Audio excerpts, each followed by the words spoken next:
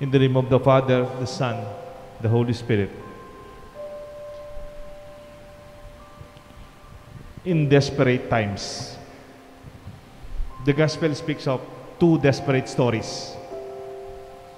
The dying daughter of the synagogue official, the daughter of Jairus, 12 years old. She was already dying. And another desperate situation is the woman bleeding, having her hemorrhages for the past 12 years. The gospel today is a literary sandwich. A literary sandwich style in writing where there's a story within another story. The story of the healing of the daughter of Jairus. There was another story inside it, the healing of the woman with hemorrhages. Both stories, however, are stories of desperation.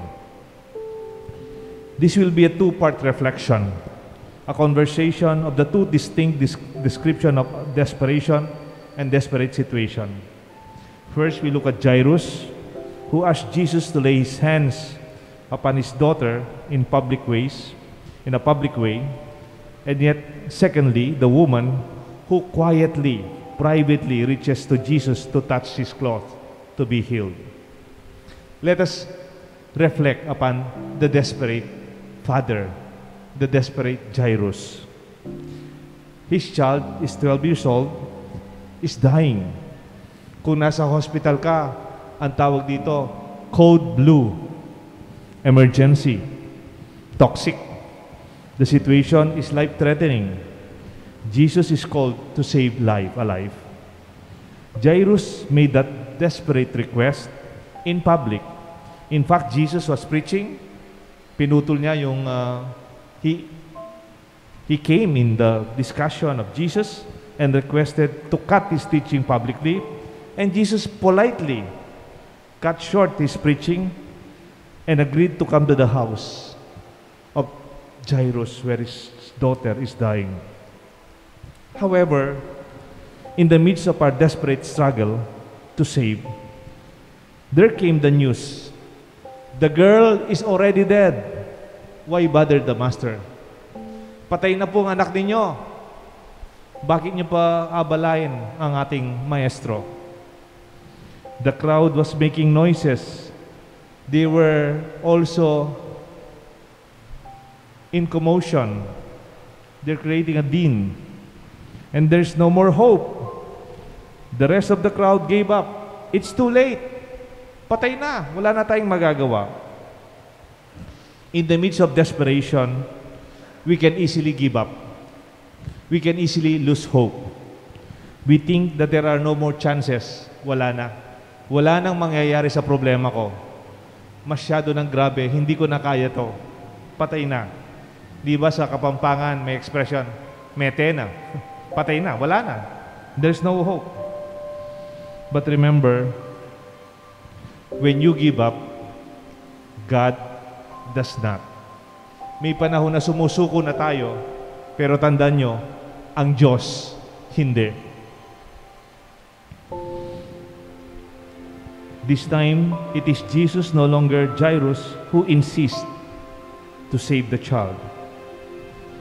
Jesus seeks the company of those who believe and put those away, those who did not. Those who even laughed and ridiculed him. The girl was just sleeping, sabi ni Jesus. Pinagtawanan siya.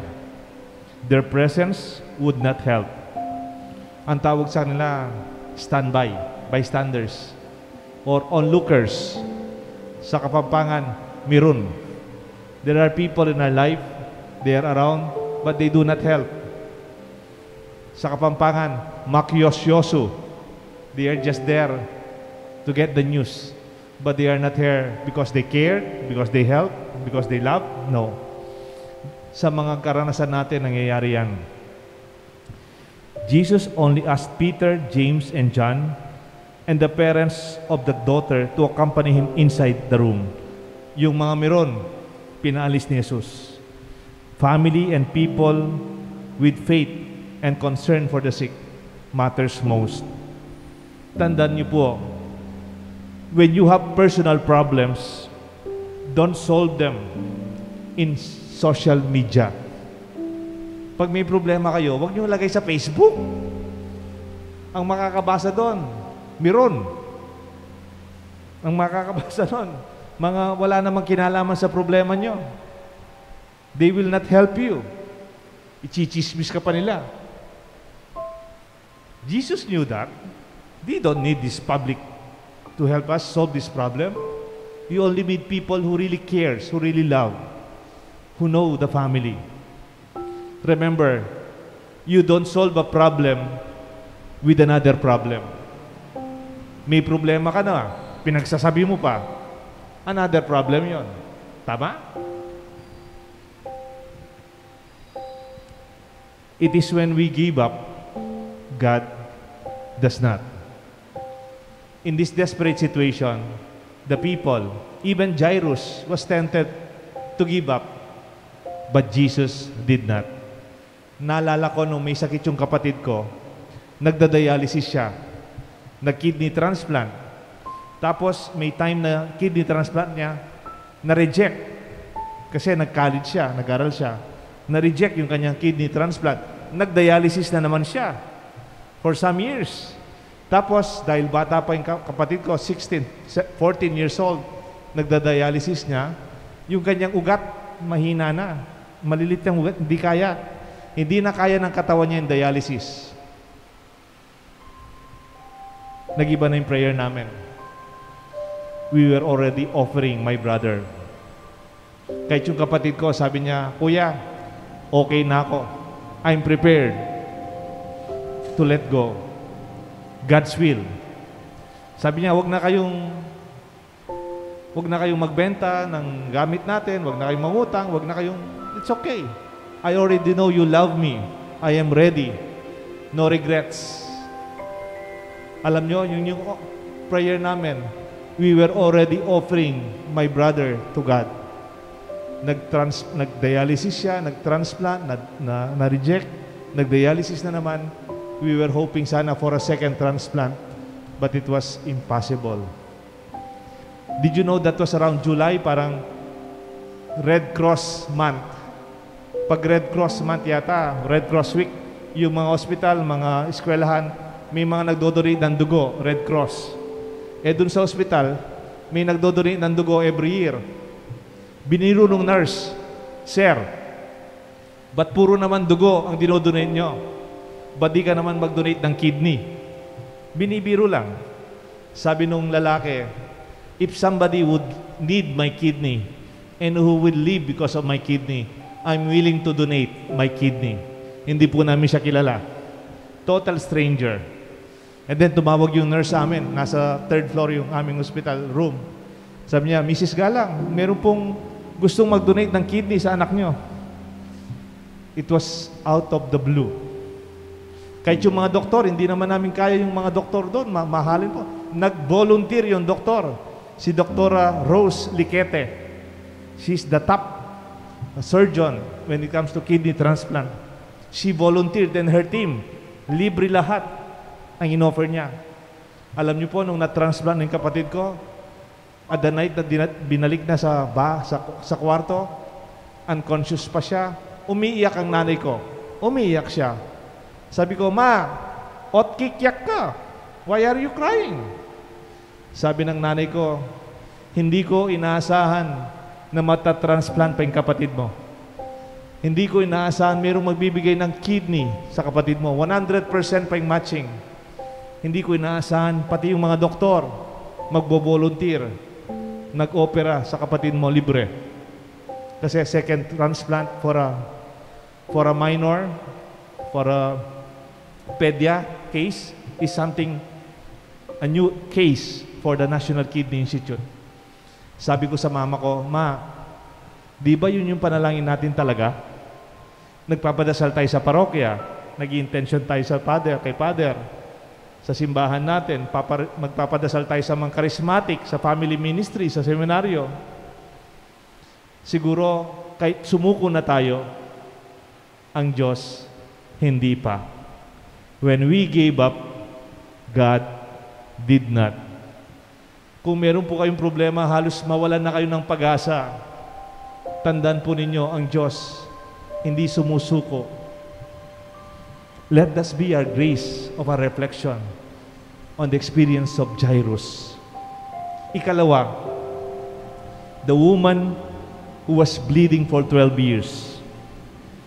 There's our desperate situation. Not only that time, but for the past 12 years, she have kept her problem, private and hidden.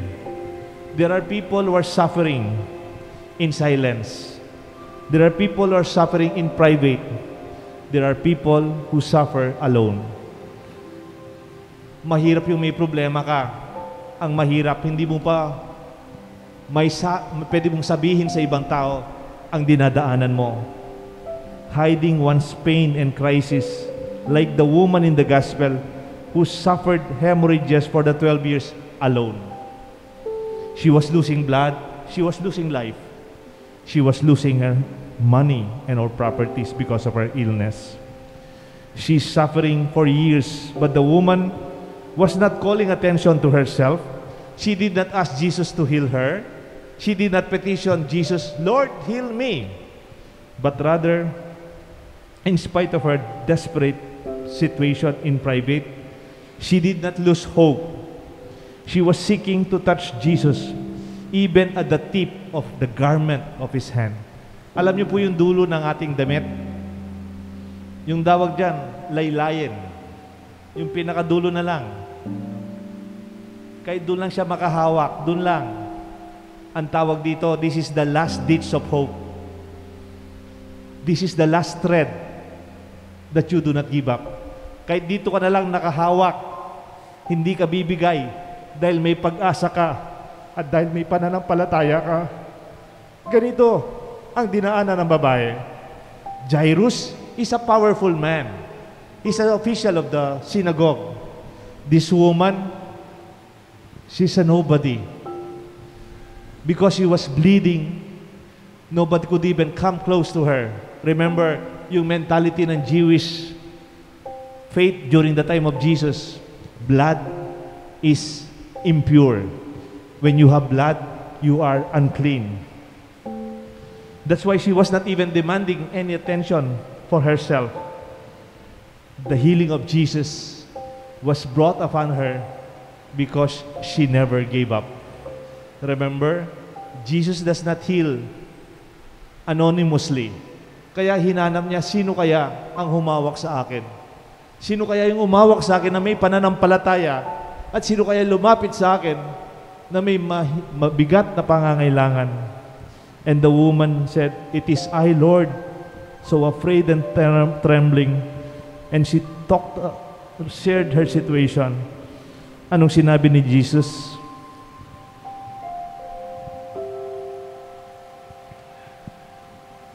Woman, your faith has healed you. Be cured of your affliction and go in peace.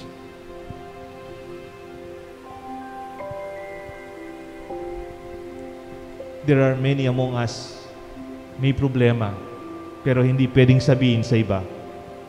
Nakita niyo po yung intention? Marami tayong intention sa misa. Pero alam niyo po, mas maraming intention na alam ko ayaw pasabi sa misa. Yung mga may sakit na ayaw nilang pasabing may cancer sila.